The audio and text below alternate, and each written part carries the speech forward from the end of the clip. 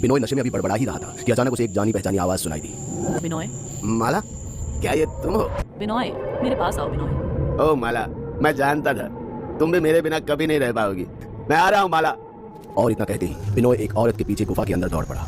गुफा के अंदर कोहरे की पतली चादर से गुजरते हुए जैसे ही वो उस औरत के पास पहुंचा तो उसके होश ठंडे पड़ गए। वो एक ऐसी अनजान काली शक्ति के आगे खड़ा था जो सिर्फ आंखों का छलावा भरती। बिनोय उस शक्ति को देख अंधेरे में जम सा गया था और अगले ही पल उस काली शक्ति ने उसके जिस्म के 2 टुकड़े कर दिए। उसका दुख, उसकी जलन सब इस दुनिया को अलविदा कह चुके थे। मरने के बाद बिनोय का मुर्दा शरीर 2 टुकड़ों में गुफा के तालाब में तैर रहा था, लेकिन उसके खून से तालाब का रंग लाल नहीं बल्कि काला होकर उबलने लगा था। कॉलेज की कैंटीन में 5 दोस्त गीता, देवेश, देवयानी, आदित्य और शांतनु चाय पीते हुए बातचीत कर रहे थे। तभी उनमें से एक लड़का जिसका नाम आदित्य है सबको चुप कराते हुए बोला, ए गाइस, इस बार वेकेशन पर कहीं चलते हैं यार। अरे पिछली बार भी गोवा का प्लान कैंसिल हो गया था यार। यार गोवा नहीं, कहीं आसपास चलते हैं। तुम्हें पता है ना मेरी माँ अलाउ नहीं करती। तो फिर सिक्किम या गुवाहाटी कैसा रहेगा? अरे मेरे पास तो उससे भी बेहतरीन आइडिया है। क्यों ना सुंदरवन के जंगल में कैंपिंग करने चले, पास भी है और सोमवार तक वापस आ जाएंगे। आदित्य का प्लान सुन सब राजी थे सिवाय शांतनु के, जिसे कोई परेशानी खाई जा रही थी। और सबको खुश और राजी देखकर उसने भी हामी भर दी। अगली दोपहर 5 दोस्त जंगल में झरने के किनारे अपना कैंप लगा आराम कर रहे थे। तभी देवेश और देवयानी को एक गुफा दिखी जिसका रास्ता 2 बरगद के पेड़ों से छुपा हुआ था। यार ये गुफा देखने से काफी खुफिया लगती है। कोई और मेरी जगह होता तो कहता कि यहाँ से जल्दी निकलते हैं, पर मैं कहूंगा कि क्यों ना रात यहीं बिताई जाए। इस पर गीता ने एक्साइटेड होते हुए कहा, वैसे आइडिया अच्छा है, आग जलाते हैं जल्दी से। सब अपनी सहमति जताते हुए हाँ कहते हैं, पर शांतनु मना करते हुए कहता है कि ए भाई, ए सुनो सुनो, यहाँ रुकना खतरनाक हो सकता है यार। ऐसी गुफाओं में अक्सर खतरनाक जानवर और चमगादड़ हो सकते हैं जो रात में चुपके से हमला करते हैं। मेरी मानो तो उल्टे पांव चलते हैं यार। शांतनु की बात सुन सब शांत हो गए और फिर एकदम हंसने लगे। शांतनु को मालूम हो गया था कि सब लोग उसका मजाक बना रहे हैं। क्या हुआ काका, डर लग रहा है? अबे शांतनु मत बन और डरना छोड़।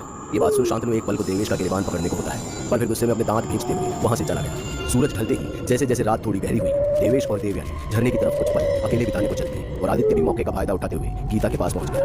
गीता, काम निपटाकर गुफा के अंदर आना, तुमसे जरूरी बात करनी है। हाँ बस अभी आई। इतना कहकर आदित्य गुफा के अंदर चला गया और लाइटर से अपनी सिगरेट जला गीता का इंतजार करने लगा। इंतजार करते हुए कुछ मिनट गुजरे ही थे कि तभी किसी ने उसे उसके नाम से पुकारा, आदित्य। गीता, क्या ये तुम हो? सुनो आदित्य। आदित्य के मुड़ते ही उसे अंधेरे में कुछ दूर एक औरत का साया दिखाई दिया जो अपने गले से दुपट्टा उतार उसकी ओर फेंक अपने बदन के बाकी कपड़ों को उतारते हुए गुफा के अंदर चली जा रही थी। आदित्य भी कपड़ों को सूंघता हुआ अपनी वासना को आग दे रहा था। मैं जानता था गीता, तुम भी मुझे चाहती हो। आओ मेरे पास आओ। सुनो आदित्य। आदित्य जो इसे गीता का प्यार समझ उसके पीछे जाने लगा।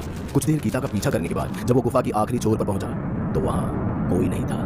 ये बात उसे बड़ी अजीब लगी, पर इसे वो अपनी हवस का थम मान वो वापस जाने को मुड़ा तो डर के मारे उसके जिस्म का सारा खून सूख गया। अब वो एक प्रेतनी के आगे खड़ा था जिसने एक झटके में आदित्य के शरीर के 2 टुकड़े कर तालाब में फेंक दिए। देवेश और देवयानी झरने के किनारे बैठे दुनिया की सुध बुध खोए एक दूसरे को जोश में चूम रहे थे कि अचानक देवेश के कानों में एक जानी पहचानी आवाज पड़ी। देवेश बेटा। क्या तुमने वो सुना? किसकी बात कर रहे हो तुम देवेश? बेटा देवेश मेरे पास आओ। माँ बुला रही है मुझे जाना होगा। देवेश तुम्हारी माँ तो मर चुकी है ना? भावनाओं में बहकर देवेश आवाज का पीछा करने लगा और देवयानी देवेश का। देवेश जैसे ही गुफा के अंदर पहुंचा तो उसे अपनी आंखों के सामने अपनी माँ दिखाई दी, पर जैसे ही देवेश अपनी माँ को छूने उसके पास पहुंचा तो देखते ही देखते उसकी एक खूंखार प्रेतनी बन गई जिसने आदित्य को मौत के हाथ उठाया था। प्रेतनी को देख देवेश डर से जम गया था। बहुत हिम्मत कर उसने कांपते होठों से बस इतना कहा, देवयानी मुझे बचाओ। देवयानी जो देवेश का पीछा कर रही थी देवेश की ऐसी चीख सुनकर डर से कांप उठी और अपने इकलौते प्यार को बचाने के लिए और तेजी से गुफा के अंदर दौड़ने लगी। लेकिन कुछ ही दूर पर ही उसे देवेश दिख गया। वो अपने ही खून में लथपथ रेंग रहा था। उसकी ये हालत देखकर देवयानी उसे किसी तरह गुफा से बाहर ले आई। तुम्हारा ये हाल किसने किया? एक जंगली भेड़िए ने मुझ पर धावा बोल दिया था। किसी तरह मैंने अपनी जान बचाई है इससे पहले कि वो फिर से यहाँ आए।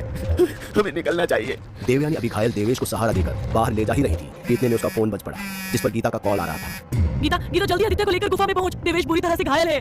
तू क्या कर रही है? देवेश की लाश मेरे सामने गुफा के अंदर वाले तालाब में है और आदित्य भी काफी देर से लापता है।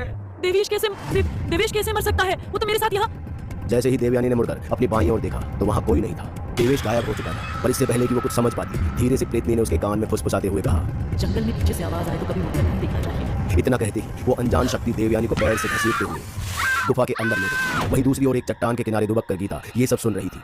डर के मारे उसे सांप सूंघ गया था। तभी गीता के कंधे पर एक हाथ आया और मौत के डर से गीता चीखने ही वाली थी कि किसी ने उसके होठों पर हाथ रख उसे चुप कराते हुए कहा, गीता चिल्लाना मत, मैं हूँ शांतनु, तुम ठीक तो हो ना? वो देवेश का किसी ने मर्डर कर दिया और देवयानी उसको भी किसी ने, कोई खूनी है, यहाँ पुलिस को बुलाना है। वो खूनी कोई आम खूनी नहीं बल्कि एक प्रेतनी है जो सालों से इस जंगल और गुफा में भटक रही है। उसका नाम निशित डाक है। अंधेरा होते ही वो अपना शिकार करने निकलती है और अक्सर अपने शिकार को उसके किसी पहचान वाली आवाज में 3 बार पीछे से पुकारती है और मुड़कर जवाब देने वाले अगले दिन सूरज नहीं देख पाते। पर शांतनु तुम्हें ये सब कैसे पता?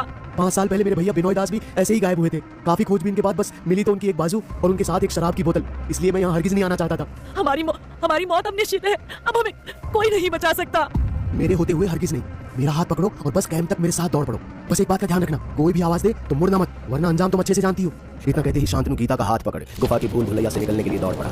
और जब दोनों गुफा के निकास द्वार पर पहुंचे तो उन्हें किसी की रेंगने की आवाज सुनाई पड़ी। और ये आवाज किसी और की नहीं बल्कि देवयानी की, जिसकी बाईं बाजू उसके शरीर से अलग हो चुकी थी और बाएं पैर की एड़ी भी मुड़ी हुई थी।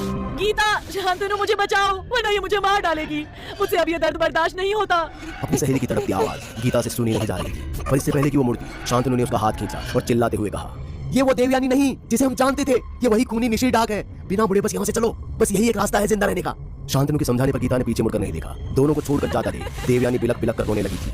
तभी निशिर डाक देवयानी के सिर पर पैर रख उसे दबाने लगी और उसके सिर को अपने नाखून से कुरेदते हुए बोली, जंगल में पीछे से आवाज आए तो कभी मुड़कर नहीं देखना चाहिए, क्या पता मौत पीछे करी।